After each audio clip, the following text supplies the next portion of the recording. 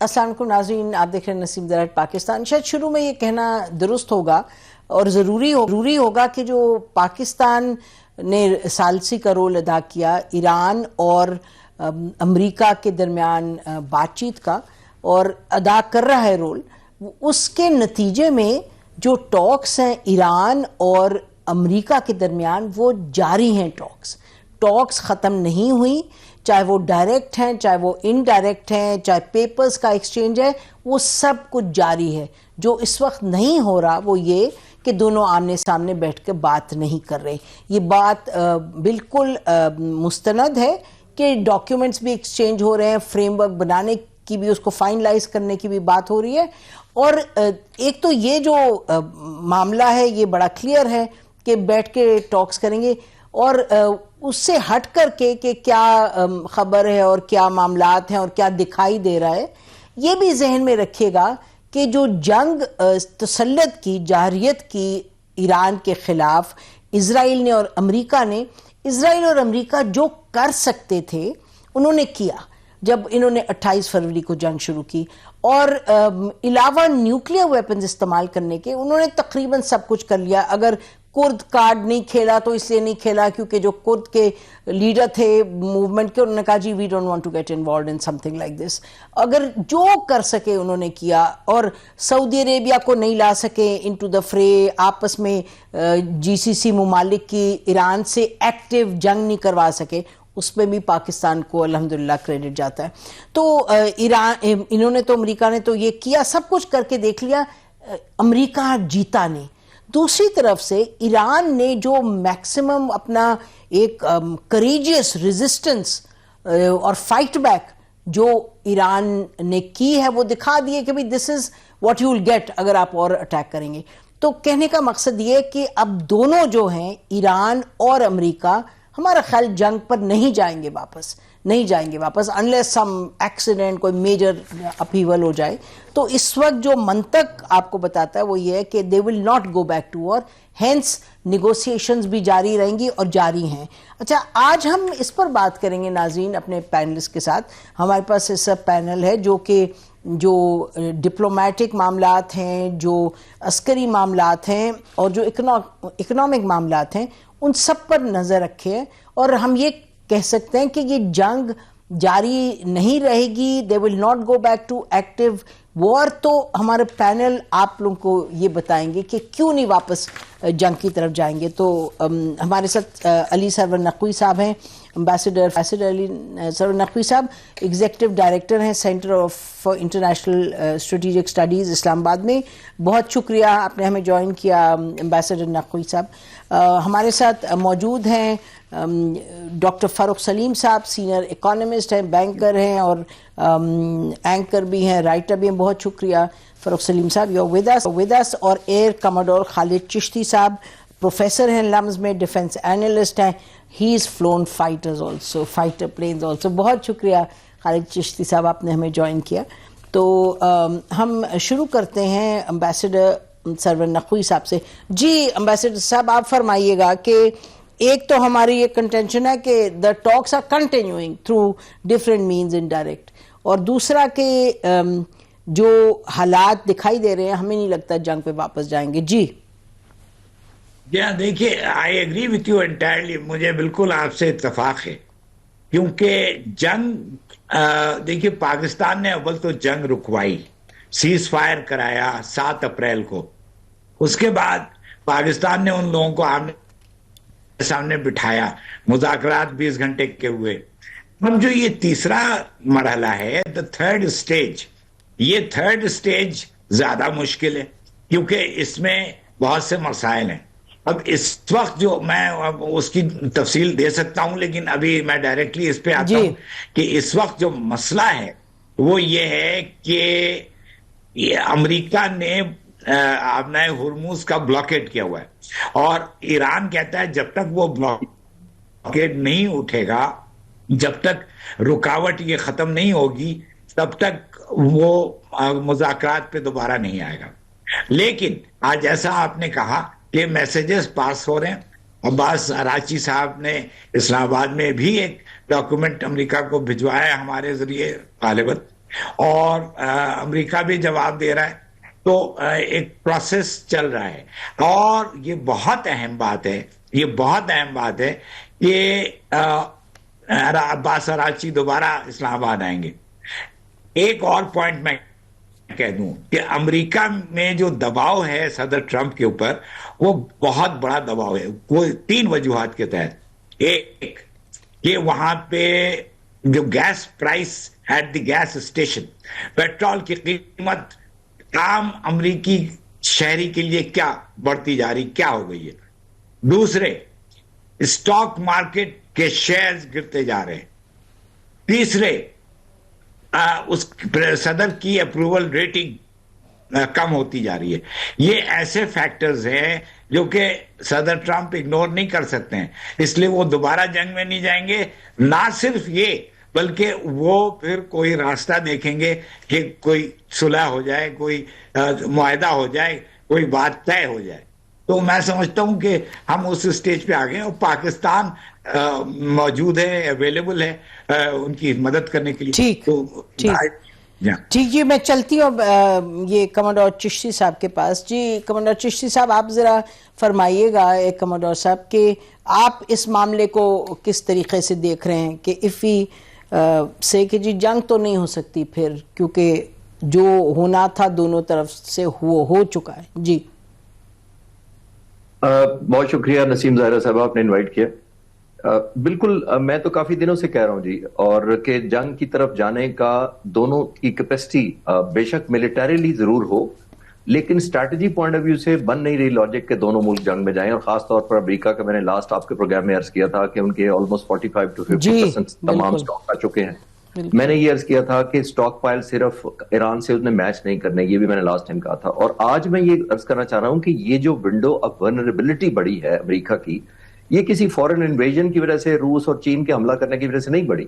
یہ choice, war of choice تھی ان کی. اور جب وار آف چوائس ہو تو آپ پر ایک بہت بڑی آبلیگیشن ہو جاتی ہے ریزلٹ اچیو کرنا، اور وہ ریزلٹ نہیں اچیو ہو رہے. جتنے ویپنز کی ہم نے بات کی تھی، ایک اور جو خطرناک پہلو جو لاسٹ ٹائم میں نہیں عرض کر سکا تھا، میں دو ان کے جو ویپنز میں لگتے ہیں، گیلین اور ایک جمینیا، ایک جو ریئر منرل جو ویپنز میں استعمال ہوتے ہیں.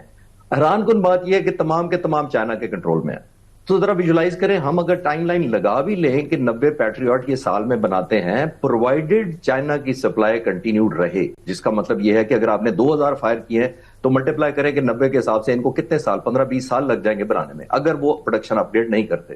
تو آئی تھنک جو میں نے اس سے یہ ثابت کرنے کی کوشش کر رہا ہوں کہ ان کے پاس چوائس ویپنز کی بے شک ہو، لیکن اپنی بہت زیادہ ولنریبلٹی ان کی ہو چکی ہے. تو آئی تھنک اس وقت وہ چاہیں گے کہ کوئی نہ کوئی ایسا فیس سیونگ جس کو کہتے ہیں کہ ایسا کوئی پوائنٹ ان کو مل جائے جس پہ وہ کہہ سکے کہ میں نے ون اوور کیا. میں مثال کے طور پر ایک عرض کر دیتا ہوں. پریزیڈنٹ ٹرمپ نے کہا کہ ایران جو ہے روزانہ کی بنیاد پر $500 ملین کما رہا تھا آئل ایکسپورٹ کر کے. وہ اپنے لوگوں کو بتانا چاہ رہے تھے کہ اگر میں نے اسٹریٹ آف ہارمز بلاک کیا ہے تو لک ایٹ دا پنشمنٹ، جو میں نے پنشمنٹ دی ہے یا پینلٹی ڈالی ہے وہ کتنی زیادہ ہے. لیکن اگر آپ یہ دیکھیں کہ تیل کتنا جا رہا تھا، میں اپنی طرف سے کچھ نہیں کہہ رہا، تمام انٹرنیشنل ایجنسیز اور نیوز پیپرز ایگری کرتے ہیں جو لکھ رہے ہیں، وہ روزانہ کی بنیاد پر 1.8 بلین روزانہ جاتا ہے. وہ 500 ملین نہیں بنتا، وہ 145 ملین بنتا ہے. 500 ملین ورسز 145 کا مطلب کیا ہے؟ ریئل میں 145 ایران کما رہا تھا. تو اگر 145 کما رہا ہے، پریزیڈنٹ ٹرمپ 500 کہنا چاہتے ہیں، وہ ٹیک ہوم ٹرافی والی کی طرف پھر بات جاتی ہے. وہ چاہتے ہیں اپنے لوگوں کو بتانا کہ میرا بلاکیڈ کی امیجن کریں ہمیں کیا سیونگ ہے یا ایران کو کیا ایک قیمت دینی پڑ رہی ہے. وہ ایسی چیزوں سے ہی آپٹکس سے وہ ثابت کرنا چاہ رہے ہیں. لیکن اگر جنگ میں جانے کی بات کریں گے، میرا نہیں خیال ان کی ورنریبلٹی جیسے میں نے کہا تھا پہلے، لیکن ظاہر سپر پاور ہے، ان کو بارگیننگ لیوریج ضرور چاہیے. وہ چاہتے ہیں کہ کسی طریقے سے مجھے کوئی ایسا فیس سیونگ ملے. آخری وقت آپ نے دیکھا انہوں نے کہا ہمارا ڈیلیگیشن نہیں جائے گا، سفر بڑا لمبا ہے، اکنامیکل نہیں ہوتا اتنے دور کا ٹرپ. جب ان کو کنفرم ہو گیا کہ فارن منسٹر آف ایران واپس جا چکے ہیں یہاں سے پاکستان سے، تب انہوں نے روکا. اس کا مطلب ہے دل سے وہ چاہتے ہیں کہ خواہش ان کی ہے کہ کوئی ایسا پلس مل جائے. تو اسی کی وہ تلاش میں، میرا ابھی بھی ماننا یہ ہے کہ کنورجنس ہوگی. صرف یہ ہے آپٹکس کا افسوسناک بات یہ ہے کہ ایلیمنٹ کیونکہ اس وقت حاوی ہے، 40 دن تک وہ نہیں ٹیک ہوم ہو سکا، تو وہ آپٹیکلی چاہتے ہیں کہ مجھے ایسا نظر بھی آئے کہ میں جیتا ہوں، جس کی وجہ سے یہ تھوڑا ڈیلے ہے. جی بالکل. اور جہاں تک ان کے نہ آنے کا تعلق ہے، وہ تو بڑی کلیئرلی ایران نے شروع سے کہہ دیا تھا کہ ہم ٹاکس کے لیے نہیں جا رہے. They always were planning to go to Oman, حالانکہ میرا خیال ہے دس از ناٹ دی اینڈ جیسے آپ سب فرما رہے ہیں. یہ ذرا بتائیے گا, ابھی جو آپ نے فرمایا, جو آپ نے فگرز دی اور آپ نے کہا کہ 90 پیٹریٹس اے ایئر ایٹسیٹرا, اور آپ نے کوئی یہ کہاں سے یہ آپ کو فیکٹس مل رہے ہیں, یہ بھی ناظرین کو بتا دیں تاکہ ہم انہیں بتائیں کہ جو بات ہو رہی ہے وہ بڑی مستند بات ہو رہی ہے. International centre for strategy and analysis کی رپورٹ ہے. ٹھیک ہے جی, اور وہ کلیم کرتے ہیں کہ ہم نے international centre for strategy and analysis ایسا معتبر ہے ادارہ, اور دوسرا وہ یہ کہتے ہیں کہ وہ ہیرسے پہ بھی نہیں کہہ رہے, وہ کلیم کرتے ہیں کہ ہمارے پاس 3 پینٹاگون کی ڈیفرنٹ انالیسس کی رپورٹس ہیں جس کے اندر پریزیڈنٹ ٹرمپ کو یہ پریزنٹیشن دی گئی ہے کہ ہمارے پاس اس وقت 45% پریسیجن گائیڈڈ منیشن رہ گئے ہیں, 50% ہمارے پاس پیٹریوٹ رہ گئے ہیں, اور 30% ہم نے کنزیوم کر لیے ہیں جو ٹوماہاک میزائل کا. ٹوماہاک میزائل تو اوفینس کے لیے استعمال ہوتا ہے, وہ تو اوفینس تو پھر بھی آپ ریٹیل کر سکتے ہیں, لیکن ڈیفینس آپ کو جس پیٹریوٹ ہے وہ بہت چاہیے ہوتے ہیں, بیکاز دشمن نے اگر فائر آپ پہ حملہ کیا تو آپ کو پیٹریوٹ نہ کرتے. تو پیٹریوٹ 90 بنا رہی ہے اس وقت ان کی کیپیسٹی جو بنانے کی ہے کمپنی کی. تو اگر آپ یہ بھی دیکھ لیں کہ انہوں نے پہلے 48 گھنٹے کے اندر 2000 فائر کیے تھے, تو امیجن کر لیں یہ تو آلموسٹ جا کے 14-15 سال میں یہ مکمل ہوں گے اگر وہ پروڈکشن ڈبل نہ کرے. اور جیسے میں نے لاسٹ ٹائم کہا تھا, ریفریش کر دیتا ہوں کہ ونڈو آف ولنریبلٹی بہت بڑھ جاتی ہے, کیونکہ امریکہ نے اسرائیل کا بھی خیال کرنا ہے, یوکرین کو بھی دیکھنا ہے, پھر تائیوان کے خلاف چائنا کو بھی تھریٹ کیے رکھنا ہے. ٹھیک, بالکل. سو ان اے ڈیفیکلٹ سچویشن. جی فاروق سلیم صاحب, آپ ذرا فرمائیے گا, اگر آپ گلوبل پکچر دیکھیں اکنامکلی تو آپ کو کیا دکھائی دیتا ہے کہ جنگ کی طرف جانا کتنا ان کے لیے فیزیبل ہے امریکہ کے لیے؟ دیکھیے نسیم, پہلے تو میں سمجھتا ہوں کہ یہ 4 محاذی جنگ ہے جو لڑی جا رہی ہے. اس کا ایک تو فوجی ہتھیاروں سے لڑی جا رہی ہے, دوسرا اس کا محاذ جو ہے وہ معاشی ہے پیورلی, تیسرا سیاسی ہے, اور چوتھا یہ بیانیے کی جنگ جو نیریٹو کی وار ہے. فوجی جنگ سے یہ معاملہ تبدیل ہو رہا ہے یا منتقل ہو رہا ہے معاشی محاذ کے اوپر. اب دیکھیے, جنگ جو فوجی جنگ ہے وہ میزائلوں سے لڑی جاتی ہے, لیکن میزائل بنانے کے لیے جیسے بھی کہا گیا کہ اس کے لیے بے شمار ڈالرز چاہیے ہوتے ہیں, اور اس کے لیے آپ کو دوسرے انکلوڈنگ ریئر ارتھ ایلیمنٹ بھی چاہیے.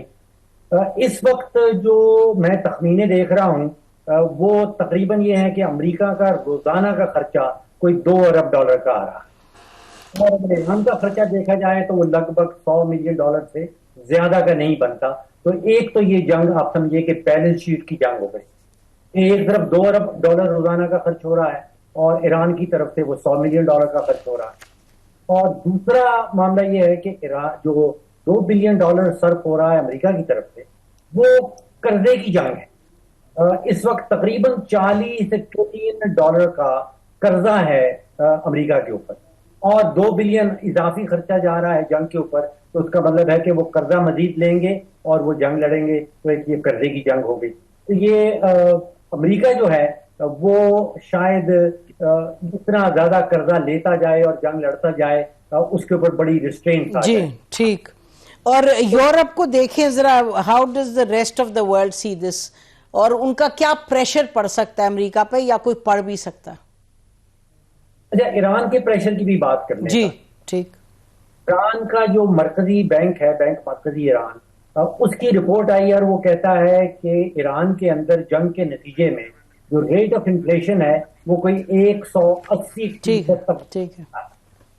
اب آپ سوچئے کہ پاکستان میں جو ہمارا مہنگائی کی شرح ہے وہ 6-7% ہوتی ہے تو ہماری چیخیں نکل جاتی ہیں, اور امریکہ میں تقریباً 3-3.5% ہے.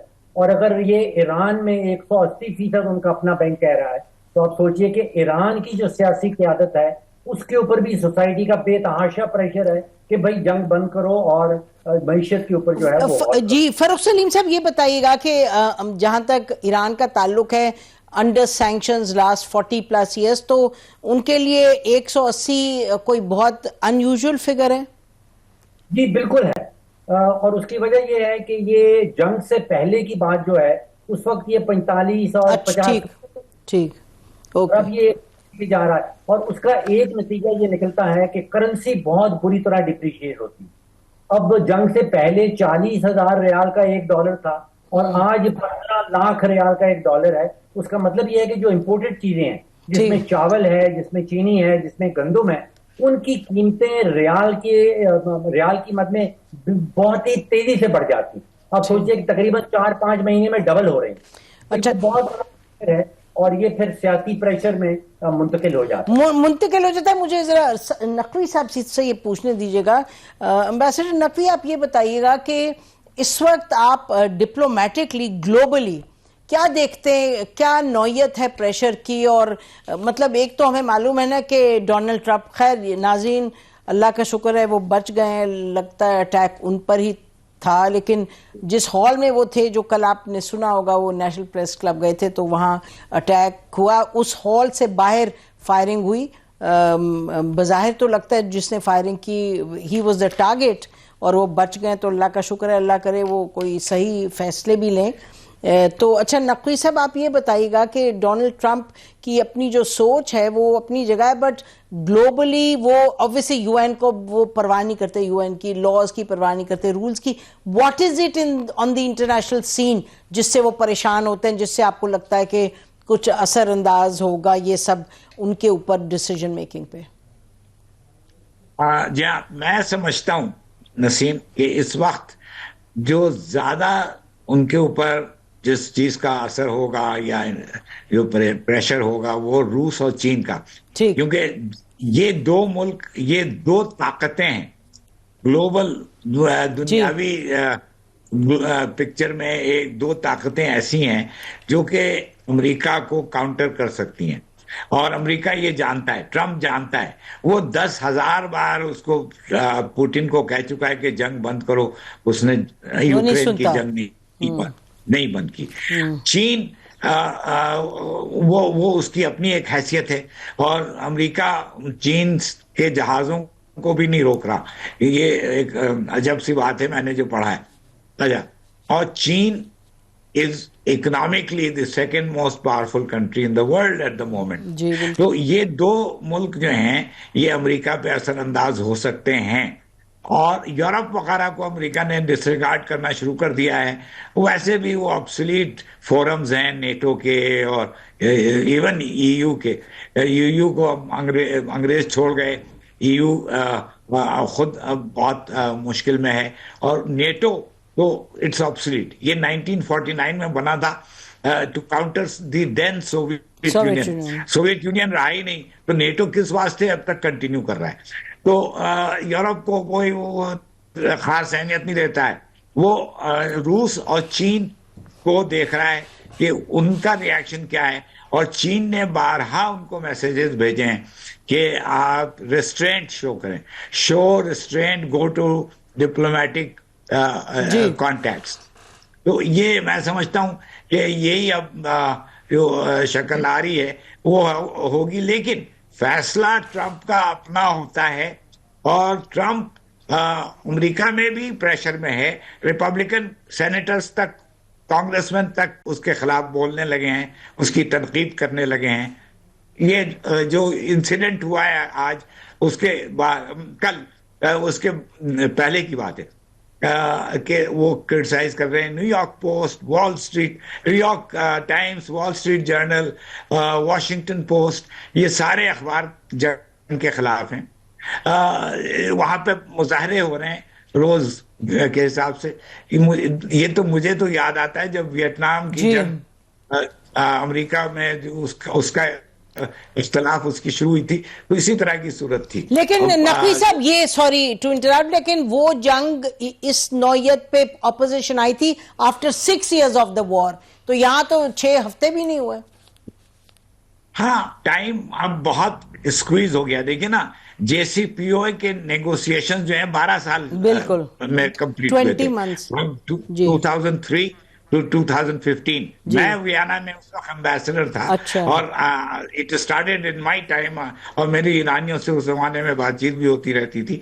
تو وہ 12 سال لگے. علی لاریجانی کو میں اچھی طرح جانتا تھا, وہ ویانا آیا کرتے تھے نیوکلیر ٹاکس کے لیے. تو بہرحال اب ٹائم اسکویز ہو گیا ہے نسیم, ٹائم ہیز اسکویز. تو اب آپ صحیح کہہ رہی ہیں کہ یہ اب بہت کم وقت میں ہے, لیکن میرا خیال ہے کہ وہی صورتحال ڈیولپ ہو رہی ہے امریکہ میں جنگ کے خلاف. اور this Trump has to take into account, plus روس, رشیا اینڈ چائنا.